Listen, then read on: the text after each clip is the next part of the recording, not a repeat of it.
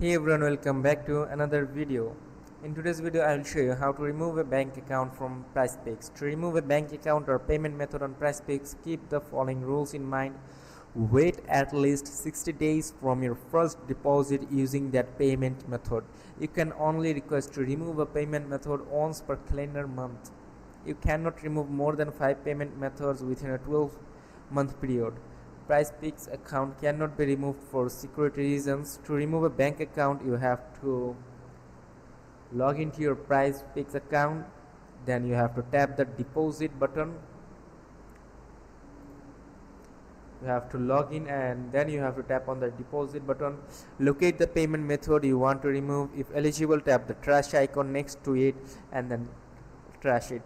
If you don't see the trash icon, it may be due to the 60-day waiting period removal limit or already having removed the payment method this month. For further assistance, you can contact the Prizepicks support center like help center, and that's it. Feel free to make adjustments or ask for further modification. So that's it. If this video is helpful, make sure to subscribe. See you in the next video.